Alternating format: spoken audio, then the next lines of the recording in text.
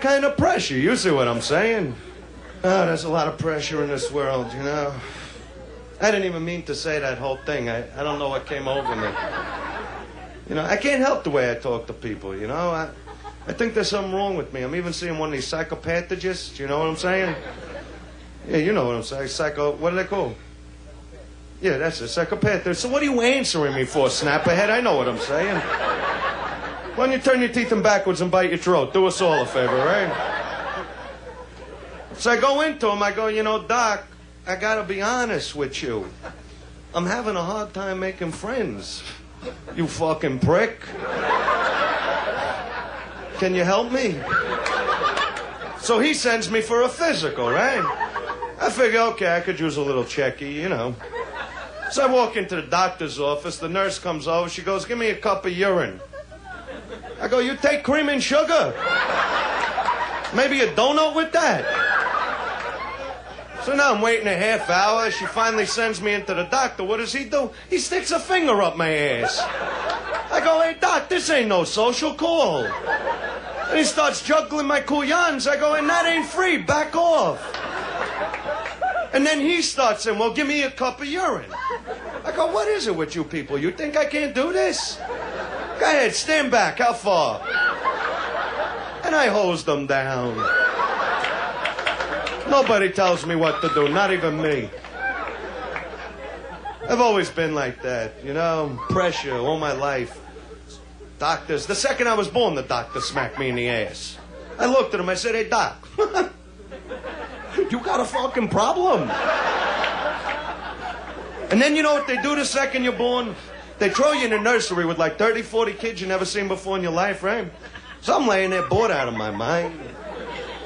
I asked this one kid, I go, hey, Joey, you got a light? The kid's laying there, taking a dump in his diapers, drooling all over himself. So I'm saying, this kid got no fucking class, right? I put on my leather jacket, ring for a little service. This big blonde nurse comes running in and shoves a plastic nipple in my mouth. I look at her, I say, sweetheart, who you teasing? Pick up the dress. We're going to mow the lawn tonight. Don't ever tease me like that. Even in school. Anybody here ever go to school? Yeah, I quit in the 3rd grade. Cafeteria won't take a personal check, right? Don't take that shit from nobody. Every class, you know, you start out in kindergarten, teachers try to dominate you. They come over 12 noon. Drink your milk. Rip open a blouse, I'd say, honey, I like it from the tap. But every class was pressure. I'd walk into English, the teacher would go, give me a preposition. I said, all right, what are you doing Saturday night? Math was my worst class. One time I come walking in a little late. Teacher tries to embarrass me. She goes, hey, Dice, what's the difference between 2 8s and 3 8s? I said, that's what I said, Teach. What's the fucking difference? Now pour me a cup of coffee. My parents gave me a hard time. I'm 12 years old. My mother caught me smoking a joint, right? She goes, when I was your age, we didn't have drugs. I said, so Mom, talk to me. What do you need? You gotta use a little common sense in this world. You grow up, that's when you learn people have no common sense. I'm in the bank the other day, this guy taps me on the shoulder, he goes, excuse me, is this the end of the line? I said, no, asshole, it's the front, we're all standing backwards. Yeah, it's a brand new thing in banking, haven't you heard of it yet? You ever see somebody hit an elevator button? If the elevator don't come right away, they start banging on it. Like the elevator's going, oh, we better fucking move now. Coffee break's over. I called a telephone company. I want to make a collect call. You know what they asked me? They go, person to person? No, Bigfoot to E.T. That's what I talk about, like gay men. I don't understand it. Common sense. How can one man take another man's penis in his mouth after it's been in his ass for 3 hours? That's the point I'm trying to make.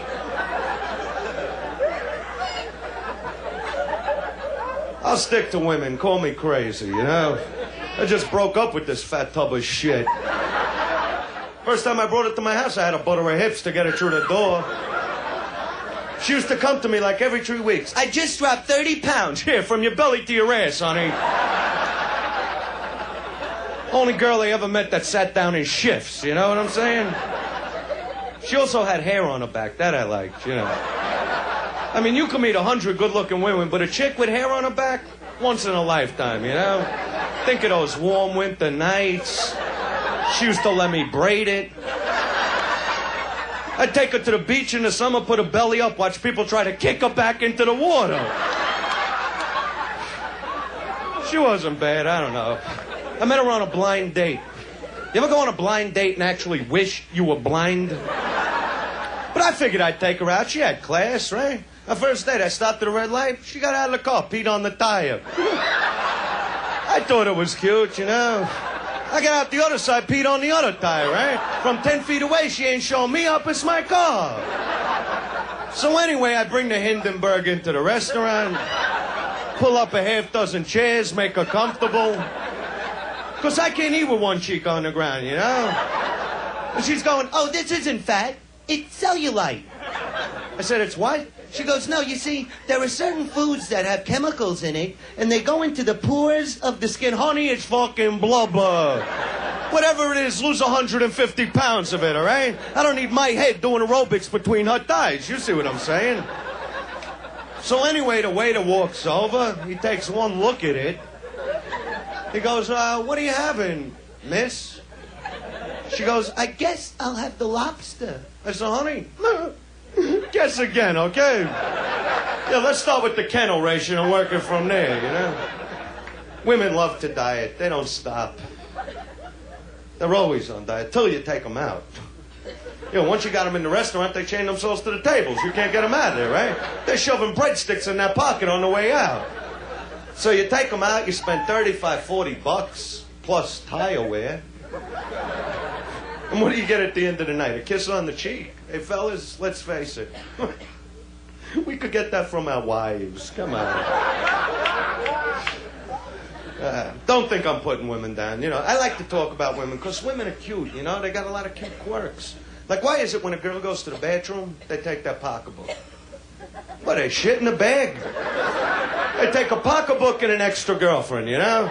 What's the extra girlfriend there for? Enthusiasm? Go ahead, honey, you can do it. Yeah, unload a truck. Hey, drop a couple logs. Beautiful. Yeah, pee like a racehorse. Love your work, honey. Yeah, let me get a picture of that. That would be nice, yeah. And I thought Mrs. Cleaver had the beaver. Was I mistaken, right? And they're always complaining. They never stop complaining. I got nothing to wear. I have no clothes. People come over, they think I'm the cook. Yeah? Not if they stay for dinner, honey. She cooks, the dog runs to McDonald's, you know? Always complain. They never stop. I'm sick and tired of picking up after you. Fine, catch it as it falls. You never take me anywhere nice. Honey, I let you run around the park for an hour last week. Now, come on. Oh, it's rough, man. There's only one time in a month, fellas, that you don't play with women. You don't piss them off. You don't even talk to them if it's possible. The 28th day. More frightening than any Friday the 13th I've seen. You leave the house to Mary Poppins, you come home to Charles Manson. And you never know when it's going to hit, you know? Just so happens one day you walk in, their eyes are bugged out, their hair's spiked, and you're going, honey, what's for dinner? Eat the fuck out, asshole! No pressure. Go to McDonald's with the dog, right? And then they love to send you to the grocery for that special